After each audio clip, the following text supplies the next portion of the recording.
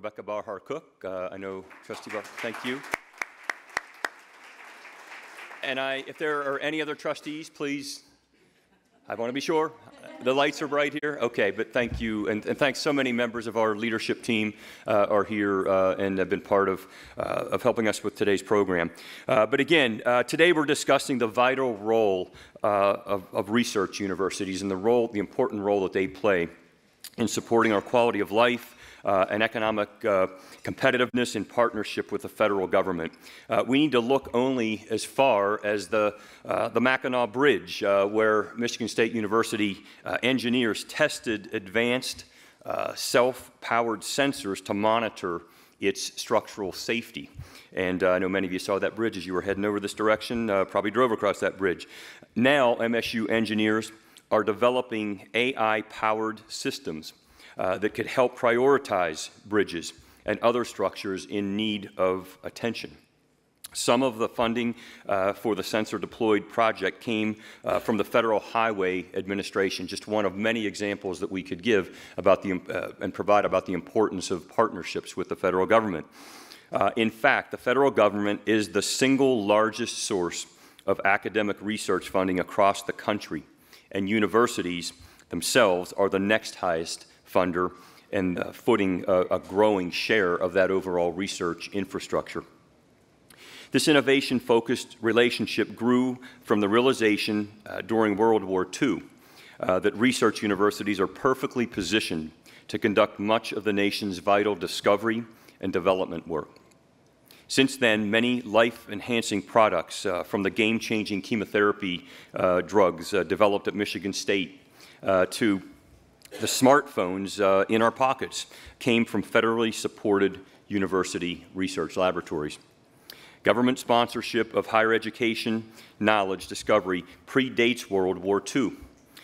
Michigan State University in and of itself was an experiment founded 170 years ago by the state of Michigan to invest in the growing promise of scientific agriculture. Michigan State became an acknowledged prototype for what has become America's great system of land-grant universities through the federal 1862 Morrill Act. And I've often said that if you think about higher education as an industry, it is the only industry that you look in the rearview mirror and there's no other country, not another nation that's even close to us with respect to higher education if we think about it as an industry. And most of our industries, sadly, we can't say the same about. In the 20th century, the university-federal partnership helped make the United States the innovation and higher education powerhouse in the world. Federal investment enables high-risk, early-stage innovation that commercial entities wouldn't likely fund. It's the starter fuel, as we like to say, for American breakthroughs in health, security, and technology. The facility for rare isotope beams, better known as EFRB, at Michigan State University, everybody in the room has heard of this, is a great example of this. This is a U.S. Department of Energy Office of Science national user facility and the world's highest energy, most powerful heavy ion accelerator. All told, EFRB has brought in nearly $2 billion in federal investment since 2012, 79% of which has been spent in Michigan and 95% across the U.S. We like to say that EFRB is built and run with Midwestern grit while supporting knowledge, discovery, and national security from right here in Michigan. EFRB produces rare isotopes, short-lived nuclei, no longer found on Earth, enabling science that only America can do today and making future innovations possible. From improving cancer treatments to making stronger, lighter materials to applications in manufacturing, energy, and security. EFRB also supports U.S. industry by helping address the national shortage of microelectronics testing by assessing chips used in spaceflight, wireless technology, and autonomous vehicles. Across Michigan's 4 major research universities, federal funding powers nearly $2 billion in research annually. It supports close to 25,000 jobs here in Michigan, generating more than $8.3 billion in total economic impact. And in the process, we're training the nation's next generation of scientists and technologists.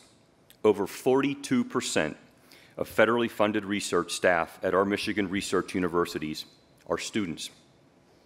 So, it's been disappointing to watch the federal administration slashing critical investments in university research instead of supporting the sources of our mutual success. I wrote about this in about 2 months ago in a Detroit News op-ed. MSU is working diligently through our in-house response teams, government relations staff, and national associations to track, understand, and respond to these evolving and shifting federal mandates. And I know some of you in the room today are working very hard and advocating with us, and so I want to take this opportunity to thank you, and I talked with several of you already just today. So far, the government has frozen some $11 billion in academic research funding in the United States across a wide variety of programs and projects. At Michigan State, work funded through USAID and conducted by researchers like David Dalchis to create more resilient crops for partners abroad and benefiting Michigan farmers was eliminated. In 20 Michigan counties, work to improve health outcomes for expectant mothers and babies was conducted by MSU public health researcher Jennifer Johnson and now faces severe cuts through the National Institutes of Health. A $2.8 million Detroit wastewater surveillance project, among the first in the world to be able to predict COVID-19 over 2 weeks before clinical cases emerged, was also cut as researchers worked to refine it and expand its scope. And access to higher education offered by MSU through the AmeriCorps program, directly supporting more than 5,000 Michigan high school seniors and 22,000 high school students annually, is also at risk. These are often the first-generation students, low-income students, and we help them fill out their applications and financial aid paperwork and counsel them on post-secondary pathways. The consequences of this loss in a state desperately working to increase educational attainment and workforce training are concerning. And there's much to be concerned about in threats to medical research. Cancer research, for example, relies on a dynamic ecosystem including universities, pharma companies, biotech startups, federal agencies, and private foundations. The United States leads the world in cancer research, and we've witnessed dramatic declines in cancer mortality as a result, by more than a third since 1991. But with the federal government's retreat from research, further progress is jeopardized, and that will have a profound impact on the lives of people that we care for and care about. We're going to hear from some of the people who are on the ground here in Michigan every day, guarding the health of our communities, taking on research challenges, and activating talent in Michigan. So again, thank you for being here. We have an incredible panel, so let's get started. Go Green.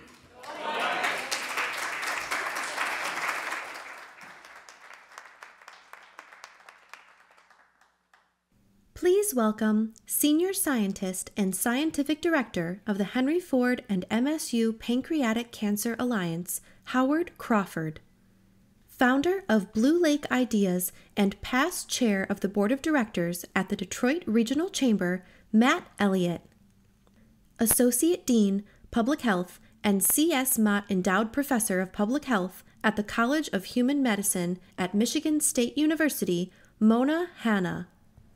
And to moderate the discussion, please welcome politics editor and columnist at the Detroit News, Chad Livengood.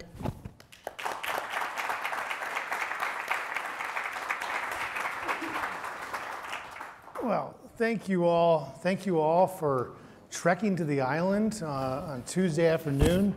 Matt has a pretty good theory about why you all came. That's because there was a free lunch today. So, welcome, and really happy to have you all here and to be moderating this discussion.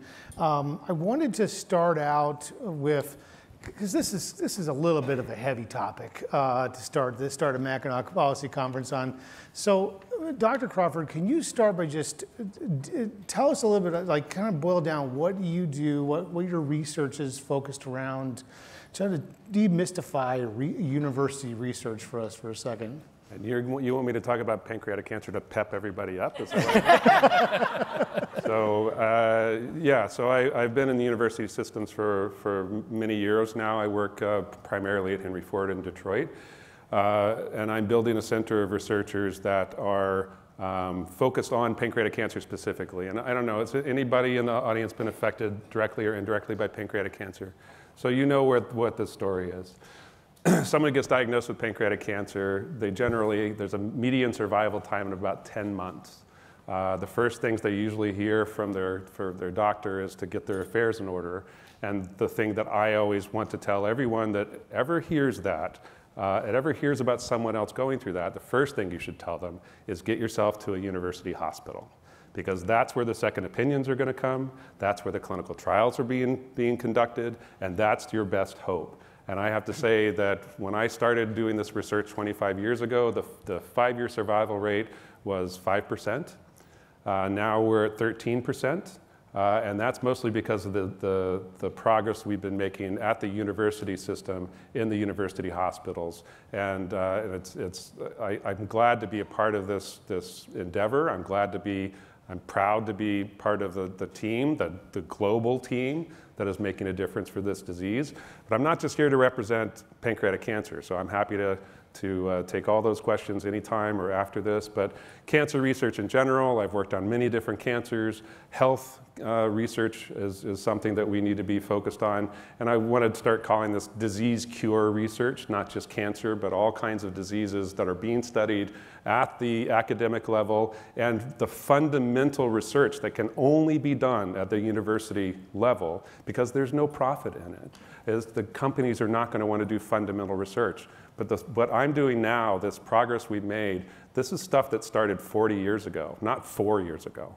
And what we have to have is a continuity of research so that we can make this progress mean something, and we can refine it, and that we can really bring these cancer treatments and all disease treatments to the public so that you can all benefit from it. And let's face it, if I'm talking to business people, your workforce needs to be healthy first and foremost. And so everyone will benefit from this. And I'm going to tell you, I'm not going to keep on my soapbox here, but we'll get into it in a little bit.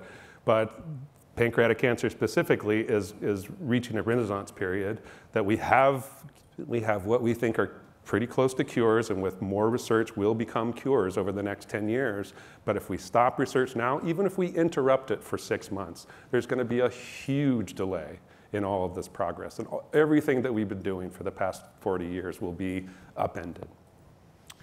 Dr. Mona, as we know you as Dr. Mona, can you talk a little bit about what you do and how your research has evolved in the 10 years since Flint? Yeah, thanks, Chad. So most of you know me as the pediatrician who did the research to help expose the Flint water crisis. And it was the university, it was research that was the scientific safety net. It was the source of truth. It was the check and balance to kind of protect a community. And for me, that's what I think kind of research and what I think of a role of a university. We are there to kind of work hand in hand with communities to kind of promote the common good, to do the difficult work that nobody else wants to do the trusted, credible work to improve kind of the situation of the populations that we're privileged to work in. So that work was based on research. It was science that kind of helped protect an entire community. And really since then, the research that we continue to do is to continue kind of to advance those best practices to protect kids and communities everywhere. So right now I serve as a pediatrician still in Flint, the Associate Dean for Public Health with Michigan State University. And I get to still do lots of awesome research today. day. Not so much in terms of disease treating, but more of disease prevention, which public health is all about. It's about making sure that we can put into place interventions and programs that protect health, that promote health, so that we don't have to spend so much time and money and resources once people get sick, but to make sure people can grow up as healthy as possible. So that's a lot about my work and my research right now. So there's lots of different kinds of research. It's all important research. And once again, we also very much rely on federal resources, really a blend of resources to make this impossible work become possible. Matt Elliott, you are, well, let's just ask this question. How did a banker get in between a pediatrician and a cancer doc? I must be doing something right. I don't know. So you look like an oddball in this, but tell us about what you're doing at MSU. Tell us a little bit about what your focus is on and how you've kind of come to intersect with the research end of the university. Well, I have the privilege of co-chairing the Green and White Council, which is one of President Guskiwitz's signature initiatives. And what we're trying to do is more deeply connect the university with the business community to really drive some economic development outcomes and also workforce development outcomes. So we want to connect students with work-based learning opportunities. We want to make sure students are prepared for the challenges of the future. The thought experiment is the crop of students who graduated a few weeks ago will retire in the year 2070. So think about the amount of change that those students will go through. We want to make sure that they're equipped for that. And then the third thing is, and this is I think where the research piece comes in more closely, is we want to make sure that we at Michigan State are doing our part to drive the state of Michigan forward against the biggest challenges that we have. And one of them is our innovation economy and the work that the universities do across the country, but especially in Michigan, is absolutely critical. So here's a couple of stats for you. This is courtesy of the University Research Corridor. Every dollar that's spent at a URC, one of the 4 R1s, comes back to the state of Michigan fivefold. So there's a 5-for-1 return on that. Nationally, every dollar that's spent of federally funded research returns about $1.70 back to the economy, meaning it's self-funding. It's not a zero-sum game. These are investments. So these are things that are critical to a state where we're a top 10 state for R&D. So it's absolutely critical that this pipeline continue, and that's one of the things that we want to make sure is still going to happen during our work as the Green and White Council.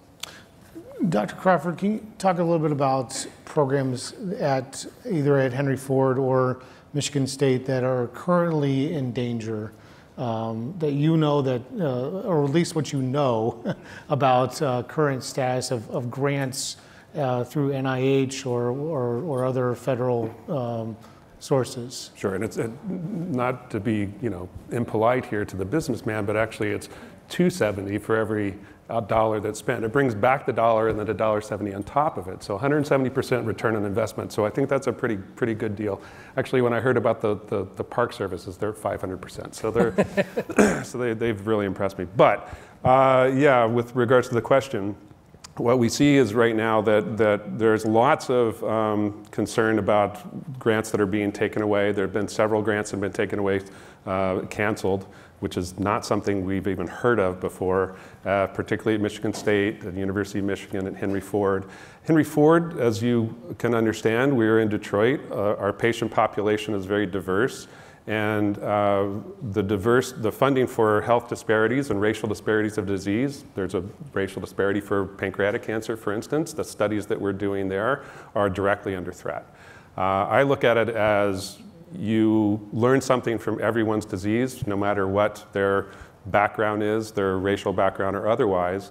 I mean, we learn all kinds of things about diabetes and cancer from mice and lizards and fish. I can imagine that if we learn anything about any one of your diseases in this particular room, it's going to benefit the person right next to you because we'll be prepared for that sort of method of the disease forming and progressing.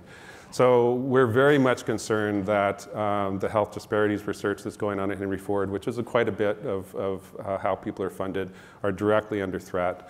We also have several programs for funding a more diverse workforce, including scientists, that have been funded based on programs that are targeting them specifically. And right now we're very concerned about some of those scientists who are every bit as good a scientist as I'll ever be. Has nothing to do with their background, their ethnicity. It has nothing to do with that. It's just the opportunity that they've been provided and now is under threat. So it very much distresses me as a leader within my group to look at these young people thinking that this is not the career for them. This is not something that they're going to be able to keep doing and thrive and take care of their families. Why is the health disparities programs or research, why is that being targeted? Do you have a sense of that? I have a sense of it, but but what exactly how to answer it? Racism. Okay, that's what she said. but I want to also put in this whole idea that DEI is being targeted. That's diversity of your workforce. And everybody in this room knows that. The idea that suddenly the health disparities is being lumped in as if it's exactly the same thing is, to me, mind-blowing. So I believe Mona had the only correct answer for why this might be happening, because there's no connection between the two. And so, other than the fact that there's a race difference. Mm-hmm. Dr. Mona, you want to expand upon that? Yeah, so I mean, I think this is what we're seeing all across. What things are being attacked are things like gender identity issues, racial disparity issues, be it in health or public health or education. So I mean, I'm not the one making these decisions, but what it appears to be is kind of a deliberate attack on certain kinds of people. So research that is specifically looking at African Americans in urban settings. Yep. Is being targeted just because it has a racial component to it? Absolutely, same with gender identity issues. So if somebody was, researching, gay men's acceptance of a certain kind of treatment, those kind of grants are also being cut. Okay. Dr. Mona, where are, in your area of MSU, and can you talk a little bit about some of the programs that you all are kind of trying to figure out if they're going to last much longer? Yeah, so we've built this incredible infrastructure at MSU, in Flint specifically, to do public health work. Thanks to the incredible support of the C.S. Mott Foundation, we have the C.S. Mott Department of Public Health, which is based in Flint. It's the first kind of named department after a foundation. We have been working hand in hand with the community to improve health outcomes even before the water crisis.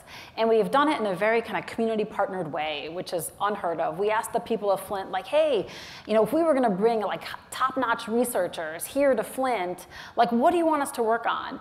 And through a series of kind of interviews and meetings and focus groups and surveys, the people of Flint said, hey, we want you to work on these big issues: healthy behaviors, behavioral health, chronic diseases, and disparities. So the people of Flint identified these big issues, and then as a university, we have been working to hire incredible translation researchers to improve public health. This was all before the Flint water crisis because of the long-standing kind of disparities and health inequities in the city, and MSU's long-standing commitment to improve health in the city of Flint. So I think we just passed the $200 million mark for our Department of Public Health. We have received over $200 million in grants, the fastest growing kind of unit in the college. Amazing work that is happening in lots of different sectors and disciplines to improve the health of a community, and not just to do this work in Flint, but to share our best practices to communities across our great state and across the nation who are struggling with so many of the same kind of inequities. And a lot of those grants are federal grants. We have a lot of blended grants. We have foundation grants, and we have state grants, and other kinds of grants, but a lot of those are federal grants. And there is tension and unease and uncertainty every day. Are those grants going to continue? Are they going to be renewed? Are we going to be able to keep the people that we have hired, these junior faculty whose dream was to solve big problems and to be academics? Will they be able to have a job? So I'll share one example of kind of a big grant that is kind of in the state of limbo. So after the water crisis, we knew that it was really important for us to kind of follow folks over time. And that following folks over time is surveillance, is kind of epidemiology 101. So we knew, like after other big disasters in this country, that we would want to establish something called a registry to follow people over time. So after the water crisis happened, we went to the World Trade Center registry and said, hey, how did you do this? How did you create the infrastructure to be able to follow people and support them? And we talked to lots of other places that had had a bad thing happen and knew that they needed to follow people because the consequences of that exposure often manifest years, if not decades later. So we built something called the Flint Registry, and we worked really hard to get it funded. And after kind of a year and a half of lobbying and trips to DC, working really closely with our MSU government affairs staff in DC, we got funding for the Flint Registry as part of a line item in the CDC budget. So every year, we get $5 million a year. MSU gets $5 million a year that goes to the CDC to run the Flint Registry. It is one of the largest registries in the nation. We have over 20,000 people enrolled in this voluntary registry. And it's not just following people, it's doing what MSU does. We're like improving public health. We see how people are doing, and then we've gotten them connected to all these amazing resources in the community. So we've made over 30,000 connections to different services, like data-driven, awesome public health improvement work. And in the fiscal year 2025 budget, it was the $5 million was included to continue the work of the Flint Registry. And then a few months ago, the entire lead department at the CDC was RIFT, a reduction in force. So, and those are the folks that run our Flint Registry. So we don't have, and also kind of was part of that department was all the lead programming for the country. The childhood lead poisoning prevention program for the whole country has been eliminated. So we have no program officers, we have no program staff. We're in this kind of state of limbo. It might get renewed, it might not get renewed. It could be in the next year's budget, it might not be in the next year's budget. So this kind of state of uncertainty is what is being felt in a lot of academia and a lot of grants. Will we continue, will we not continue? And just having this uncertainty creates a pause in the work, and we often then lose incredible talent, and it's hard to move forward. Yeah, I did inquire to HHS this morning, and they got back with me and said this program will continue, but they didn't say how it's going to be part of the restructuring. Secretary Kennedy has not done all that yet, and so we're still kind of waiting. And obviously, you don't really have a sense of, if you could say it's going to, the funding will continue. It's just like the Department of Education, right? The funding will continue, but who's going to actually shovel the money and whatnot, and do the follow-up and all the functions of government. So, Matt, you had some thoughts about this? Well, this goes to the uncertainty point that Dr. Mona raised. We take for granted in this country that we have this remarkable infrastructure of federally funded research that is done at the university level, and that's been one of the really underpinnings of this incredible university system that we enjoy here in the United States, which was a key bedrock of our competitiveness. Every major, the 10 most valuable companies on the New York Stock Exchange right now all stand on the shoes of some technology that was originally developed at a university or by federally funded investment. So think about every internet company was funded by DARPA research. Tesla was funded by a $400 million loan from the DOE. SpaceX was funded and stands on the shoulders of technology developed by NASA. All of this started with an influx of talent that came from Western Europe at the beginning of World War II. And that is what built up a lot of our research universities in this country. That talent is now under threat. It's mobile. The European Union has approved a 500 million euro fund to recruit talent, mainly from the United States. The government of Great Britain has approved a 50 million pound fund, and the researchers are listening. So the journal Nature did a poll earlier this year and just simply asked 1,000 or so researchers, are you thinking of leaving? 75% said yes. So all of this talent is mobile, and uncertainty does not help keep people here, right? So if you have an alternative that's certain, it's very likely that we're going to lose some talent. And to the point made earlier, that continuity of research is really important because a dollar spent at the federal level today shows up in the economy roughly 12 years later. So it's important that we have this level of continuity and that we continue to fund this research at a high level, because frankly, other countries, namely China, now spend more on R&D as a percentage of their GDP than we do. Right? So we need this to continue to be competitive in the world. Dr. Crawford, are you going to go do some pancreatic research for the Germans? No, the Portuguese seem really good. But I mean, in all seriousness, is that in your job? Is there people knocking at your door? All the time. I mean, this is what I have to deal with all the time, and I can't really give them the confidence that things are going to be better here now, because none of us know. And that's, the best I can do is be honest and say, do what you've been doing, do the best you can. But yeah, you've got to look. You've got to pay attention. You've got to keep your eyes open. Where can you continue to do what you're good at? And that's not always with us. And I just want to bring up, I don't know what people think it was like back in December 2024. It's like cancer funding. If you put in a cancer grant to the National Cancer Institute, only the top 9% of those grants were going to be funded in the first place. It was already very depressing. It was already so competitive. It's just having the young people look at us and say, I don't want that kind of stress in my life. That was hard, because that's what we trained them to want to do. We trained them to do what they want to do, but we want to keep the research going. And that was already stressful. And now they don't even know if that's going to be funded. Yeah, we're losing brilliant minds who want to go into science, who want to make a difference in the world, who want to be academics. And who will train the next generation after that. If they're all gone, it's all gone. And they're going to end up going into business. Yeah. Like banking. Well, don't nothing wrong with that. Just kidding. maybe journalism. We need journalism. But I mean, are there also universities in other countries that are seeing this as an opportunity to move in on the Michigan States and U of M's and Wayne States of the world? And I wasn't kidding about Portugal. We've already mentioned Great Britain. I mean, I'm just even in my field, those are two big ones. And the Chinese, let's just face it, the Chinese are going to pilfer. I mean, ironically, I grew up in Huntsville, Alabama, where the space program started, where NASA was a big deal. We saw the brain drain in reverse, draining towards us in that period of time. And now what we're going to see is going the opposite direction.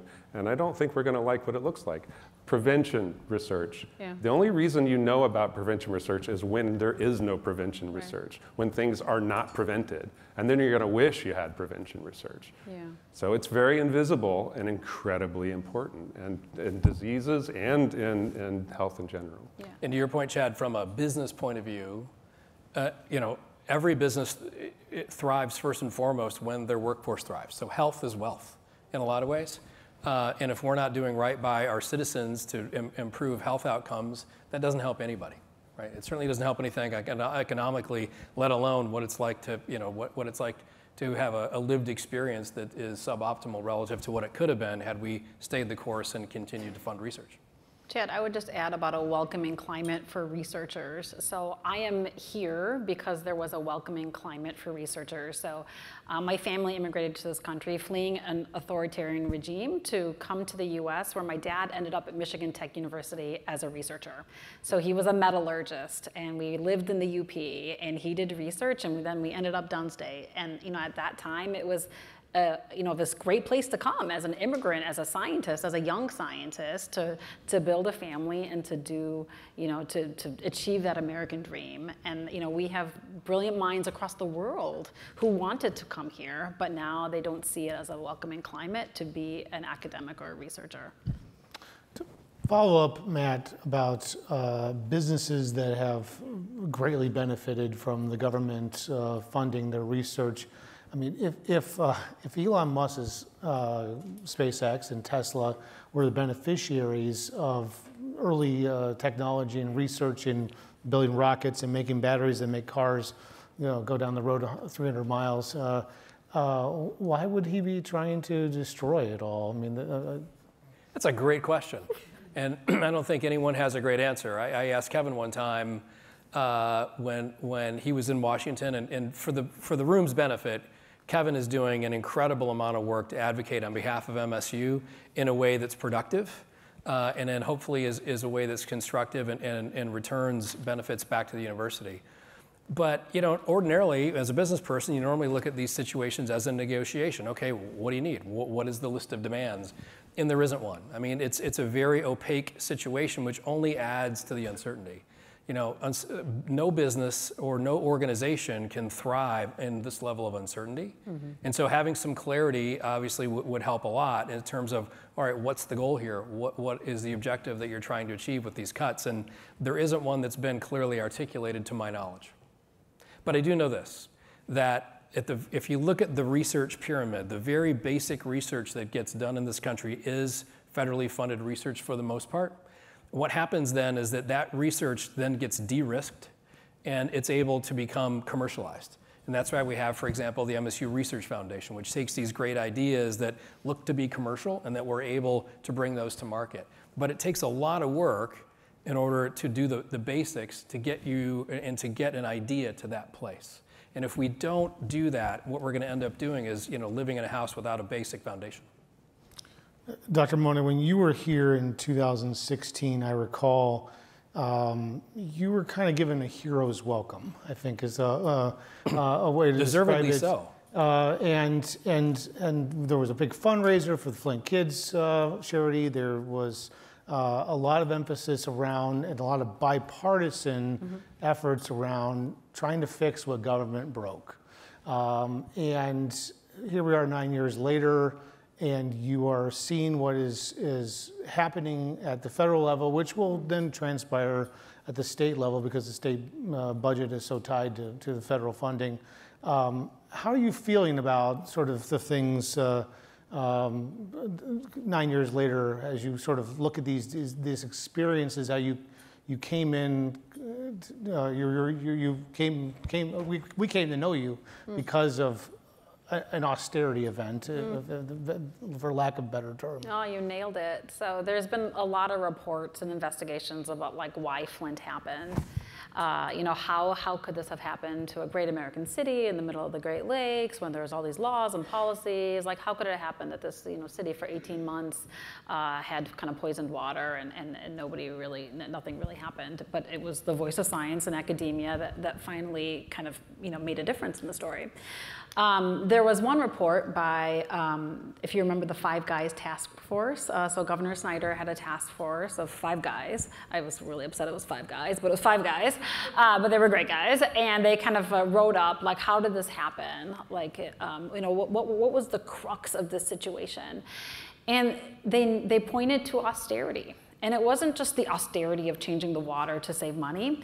But it was years of austerity in state government and federal government that really had hollowed out our bureaucracies, our Department of Natural Resources at the time, our public health departments, where they had become skeletons of themselves, and they only really could react to crises, and they didn't have the infrastructure to really be proactive and to prevent issues.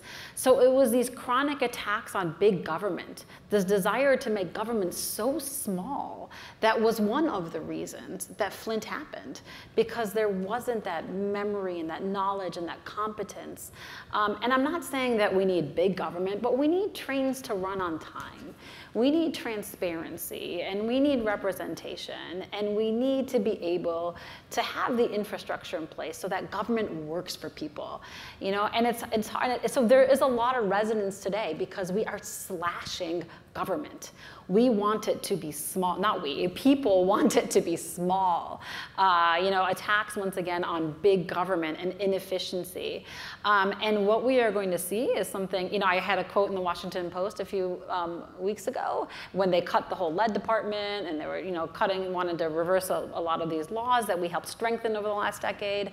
And my response that we will see 1,000 Flints to come because of this, because of these attacks on government, these austerity-driven attacks on government with no regard for public health, these kind of anti-science attacks. We will continue to suffer. And there's once again a lot of resonance to what happened about a decade ago. Dr. Crawford, earlier you mentioned that we're years and years, or we're very close to solving pancreatic cancer, that a 6-month disruption will be really hard to just start back up. Can you talk a little bit about what that really looks like if there is an interruption of 6, 12, 18, 4 years? Yeah, well, I mean, I've kind of already touched on it. I mean, what we have, like, very specifically is that, we know pancreatic cancer is driven by a particular mutation. We had no idea how to drug that mutation. Back when I was a graduate student, if you look at the textbooks, actually all the way up until the early 2000s, they called this mutation undruggable in the textbooks. 14 years ago, someone came out with the first drug that could target this mutation, and now there's 50 more drugs that are all able to target this protein. We also know that cancer is a foul beast. It's going to find a way to get around it, but we've been preparing for 40 years about what happens if you don't have that mutation, what's going to happen then. We're ready for the resistance. We're ready for everything that this cancer is going to try to do. Well, not everything, I shouldn't say that. False promises are not something I like, but there's a huge amount of promise in the clinic right now. I mean, these things are in the clinic right now, and we know that they're effective. And what's going to happen is we end up with that 6-month period where everyone's afraid to become a researcher, where everyone's afraid this is not a job where they can raise their child with, they can't bring home any money to send them to college or even feed them.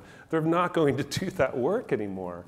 So who's going to carry this football over the line? There's not going to be anybody left. I'm going to be dead. It's like another 15 years is what we're waiting for. And I'm sorry, but I want to retire someday too. But by the way, I don't want to lose my job right now. But my entire job, Your boss is right there. I know, my entire job. Let's face it, cancer researchers. My entire job is to put myself out of business, to cure it, to get rid of it. And I have nothing left to do. Yeah. So, you know what? Bring it on. If that's the way you want to fire me, let's do it. But not this way. A couple of years ago, well, actually, this is like 10 years ago. I was at the Truscott Rossman Punchki Day event. Those of you who've been Talk there. about, I get accused of geeky stuff. Now that is geeky stuff. Yes. Well, this was a very pure Kelly Rossman McKinney thing for those who know the late, great Kelly Rossman. And I was standing around and it was talking about primaries, because that's what people talk about, at Punchki Day. Who's primarying who? And there was this university lobbyist who was talking about my chairman might run for the Senate. And I was like, your chairman? And then I figured out he was talking about Pashoka, Al Pashoka, who was then the chairman of House Higher Education Appropriations. And then he was talking about a few other people, but basically he was just talking about people like on the House Higher Education Appropriations Committee. And then we started talking about this State Senator Mike Lee, and he was going to get challenged by Kevin Daly, representative from Lapeer County, and this lobbyist didn't know who Kevin Daly was, and I was like, he's a third-term rep. You probably ought to get to know him. He's a farmer from Lapeer County. He probably has a few opinions about the MSU extension, and this lobbyist was like, but it was like kind of like telling to me like that someone who's remained nameless here, university lobbyist didn't have any connection with a third-term rep. And I've used this I've thought about this many times over the years about how do groups and entities try to connect with lawmakers and try to get people to understand what their issue is, and so that when the crisis comes, and I think you all kind of agree there is a crisis now. How do you all get in front of those people and get them to be your advocate, so they can maybe one person there's probably like this many people in Michigan who can pick up the phone and get on the phone with the Oval Office, but you got to like there's a succession of people to get to those 4 people. So I don't want this is a long way of getting to a question here, but my question is, what do you think you need to do now? What is the action items for folks at this conference? if they want to try to save the pancreatic cancer research or save the Flint registry or the other just general R&D. That we certainly have a ton of R&D in this state as well. I think it's a really important question. I know everyone's going to have an opinion, but the main thing is that it's our responsibility. So we need to be better communicators about what we do. We spend really all of our time writing papers and writing grants, and that's what we have to do to function. But if the public doesn't understand that's what we're doing, why we're doing it, what is happening in the laboratory, what we're bringing to them in the next few years, that's our fault. And we need to be better communicators. Chad, I think in addition to doing the work, everybody always says you want to create the relationship before you need the relationship. Okay, that makes sense. The other part, though, is that you also, I think, we have to bring, to your point, a different mindset to that conversation. What's, to me, behind the mindset of the current administration is a zero-sum game. It's either or. You can have a balanced budget, you can have small government, or you can have what we have, right? To me, it's an and, meaning these investments that we're making, for example, in higher education research, these are ands. Yes, and. We can do that, and we can balance the budget because this actually grows the economy, right? And so it's that mindset that I think we need to continue to focus on. We talked about it here at the conference 2 years ago, the power of and I think that more of that mindset needs to be brought to the table as we communicate the story around the value to people on the ground who are just people, regardless of how they identify politically or any other way. They're people who need to be taken care of, and that they all benefit from these sorts of investments, and that's what they are, they're investments. So I would echo what was shared regarding communication. So during the first Trump administration, I was asked to co-chair the inaugural March for Science with Bill Nye, the science guy, which was so cool to hang out with Bill Nye. I was there. You were there? I was there. All right. It was a rainy day in D.C. It was a rainy day. And I was so excited to do this because my message was to other scientists and academics and physicians that we need to get out of our ivory towers and classrooms and labs and clinics and get in and be more comfortable in these public spaces. My last article was in the Washington Post last week. It was not in the Journal of XYZ. I'm still publishing in the Journal of XYZ, but it's almost more important to be able to talk to the general public.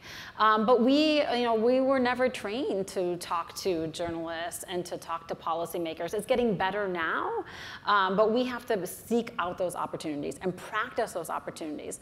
Fortunately, that was part of my professionalization as a pediatrician. We were always trained to be advocates.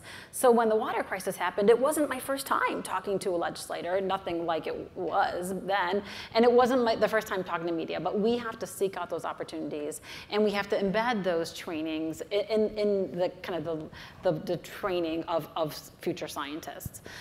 So that's part of it. And then I would also say, my lexicon has changed quite a bit. I can tell you also, for example, the return on investment for every lead pipe we replace, the societal savings of that. I can tell you how, for example, our RX Kids program, which is eliminating infant poverty, which Embassy was leading, how that program is an economic stimulus for local communities. Like I used to only talk like health and science and what's good for families, but I have now these other kind of things that I can talk about because I'm often asked about that. The last time I testified before Congress about the Infrastructure Act, people are like, well, we can't afford this. We can't afford to dig up every lead pipe. And in my pocket, I had a response, we can't afford not to. There's a cost of inaction, and this is exactly what the price is. So my kind of lexicon has changed to be able to be part of these conversations and to influence people who also care about these things. We have time for questions from the audience right now. If anybody has some questions for the panelists, we'd love to hear from you. Right here in the front row.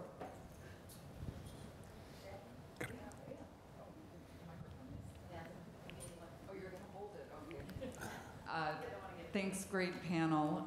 Here's a question maybe specifically for Dr. Crawford. Let's just say the federal funding goes away or is severely cut, and it's not going to change for months, years, 4 years possibly. How many other Dr. Crawfords are there in other universities?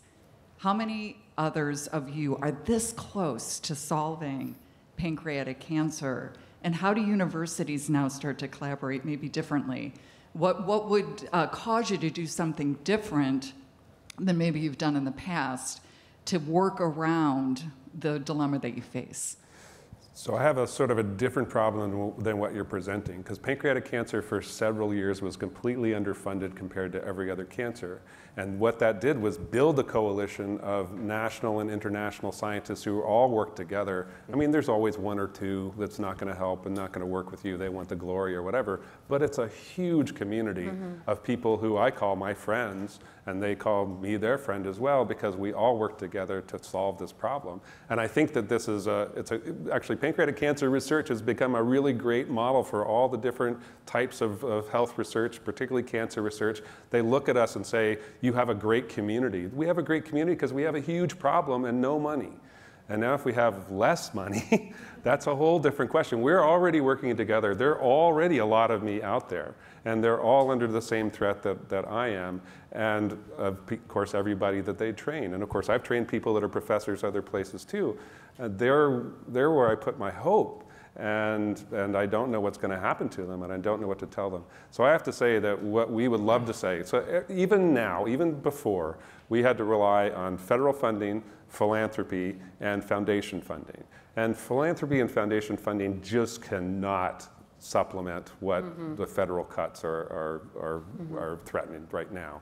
So, I mean, really it comes down to, can you convince more people with billions of dollars to say this is the funding you need to do, but by giving pancreatic cancer funding, do you not get enough funding for the small babies with leukemia? Right, I mean, yeah, like exactly. kids with sickle cell. I mean, the same situation. You could replace pancreatic cancer with any other condition. And there's collaborations of researchers. They go to their conferences together. They work together. They do all kinds of different things together, but they're all under threat. Right, and having experts at the National Institutes of Health looking over our grants with their specialization, looking at the grants written into that specialization, saying, yes, this is worth it. This is worth being one of the 9% that are going to get funded. And I don't want to be looking at leukemia grants. I would do a terrible job at it. But the idea here is that experts are looking at that and vetting that and saying this is worth it. And that's what we're going to lose. And I don't know what happens after that. I would also reiterate what Dr. Crawford said. Like, it was already just like 9% of grants were funded. Like, you have to be so exceptional to get an NIH R01, to get an award. So, like, we needed to be doubling down these dollars. This is not a time for retreating. Like, to solve these big problems that only universities can solve, we needed like 3-5 times more dollars to be able to do this work. Question? I have a question for Matt. When it comes to the times we're living in, this is the most divisive times I think I remember in my lifetime. How do you talk about the power of and?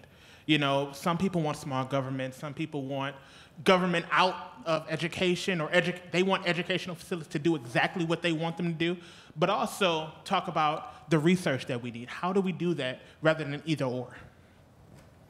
Well, I think that, thanks for the question. I think personally, this is I'm speaking on another panel tomorrow. We're going to talk about the exact same thing. We're going to talk about uncertainty. We're going to talk about the clock speed, the pace of change. We're going to talk about the opacity of the why. And, you know, the word that I land on is chaos. You know, and really the challenge that we all have in this room as leaders is, how do you tame that chaos? And to me, the challenge really is to get really clear on what are the things that are going to make a difference, not just getting through today's crisis, but maybe creating some healthy tension that helps you work through the big issues that really make a big difference, right? How do we really drive positive health outcomes for all of us, for example, in the state of Michigan and around the world?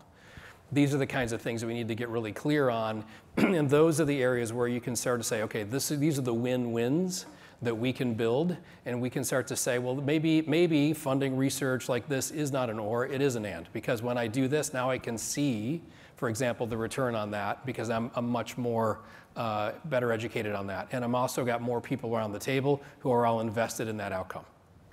So to me, this is more of these issues, these really big, weighty issues, you want to bring the power of and to solve them, because we don't have playbooks for this stuff. If the playbook's written in either or, you know, option A or option B approach works fine. But when you don't have a playbook and you have to write it, that's when you have to come together, define a win-win, and move forward together. And I think that's exactly where we are in this room, because in the words of my friend Carrie Dugan, no one's coming to save us. we're going to have to save ourselves, and the way we're going to do it is the power of and. Dr. Hanna, what is the ROI on those lead pipes? And if you could just elaborate on that, I'd love to know more. Sure. So the return on investment of lead pipe replacement, I'm happy to send you some articles. However, the EPA recently released a report, and we actually did some research here in Michigan as well, because Michigan was the first state to adopt a model lead and copper rule, which mandated the replacement of lead pipes over the next 20 decades. And then the national government, the federal government, finally updated after 30 years the lead and copper rule, which mandated replacement of all lead pipes across the nation over the next 10 years. So this all happened because of Flint and because of Michigan really leading the way and protecting now the health of millions of people across the country. So when they calculated the return on investment, it included things like cost savings when it comes to special education, healthcare, criminal justice, increased economic productivity, but also cardiovascular health. So lead is one of the leading causes of hypertension, high blood pressure, and cardiovascular disease, which is one of the greatest costs to our healthcare system. So I don't remember the exact number, but when you add all those things together, there is a significant return on investment when you do that prevention work. Okay. Any more questions? So Well, I'm just going to say yeah, one last thing, because it bounces off what was said earlier. The other thing that really, the idea of the power of and, the education and research go hand in hand. We have a program to go into the secondary schools, the science classes in Detroit, to try, well, what we did do was try to convince students that science was worth doing and to take on the education that they need to make a profession in science, to bring new perspectives to the health disparities issues or anything else, and just to convince them that it was worth doing. It breaks my heart. I can't even do that now. I can't go there and say, this is something that you need to think about. This is something that you need to do. I can't tell them that now. I don't know what to tell them. And it's just, to me, that's the worst part. Can I end on a happy note real quickly? Yes. So, What, not pancreatic cancer? What so it is the best job in the world to work for a university, because we can ask really big questions, and we don't just have to talk about it and write articles about it. We can work to solve these big, impossible issues. And I think that's the and. We don't have to, we can keep, we keep going and we keep going, and we are this trusted entity, not just in our communities, but throughout the state, to solve these big problems. And only, to me, I love working for a university, because I can't imagine any other place where I can do this incredible, impossible work besides at a university that is committed to solving these big problems, and in this time is actually still solving those big problems. So once again, this is a time to double down on our universities, to be grateful for incredible leadership at our universities who are committed to making sure that we can continue to do this work. Well said. Please welcome back to the stage Kevin Guskowitz. So on that note of ending positive, as Dr. Mona just said, there is hope, and we do have to come together. Our University Research Corridor here in Michigan, our research universities for Michigan, we are committed to this work. So many people in the room have helped us over these past 4 or 5 months tell the stories, the important stories that I think are resonating with our congressional leaders. I've spent a lot of time up in D.C. Along with others in the room here and a lot of other university presidents, and I do believe that we're making some progress. It's about telling the stories. It can't be about woe us, look at what's happening to this group of individuals or this institution. It has to be about the impact to society, and you heard some of that today. And I think if it's framed that way, these stories will begin to resonate with those who can, in fact, make a difference. I was at our Big Ten presidents' meetings last week at this time, and there were 16 of the 18 presidents represented there, and in several of those states, they were already preparing for budget cuts within their state to higher education. I was pleased to be one of those who while we're preparing for the impact at the federal level, we are hopeful, and I know that there are some of our state legislators here that I've been out telling the stories about, and so thank you for supporting us and supporting higher education in Michigan. We can be one of those states that not just survives this, but can come out on the right end and having thrived and made a difference in having more stories to tell because you're supporting higher education in the way that we need you to support us in the state of Michigan. So with that, I'm grateful for incredible panelists today. There are many, many more stories that I know that they can share with you. Take some time to do that. Thank you for Business Leaders of Michigan representation here and others that I know support us in the way that you do. So with that, I think we are right on time, and I hope to have a chance to spend more time talking with you throughout the next few days here in Mackinac. Thanks so much.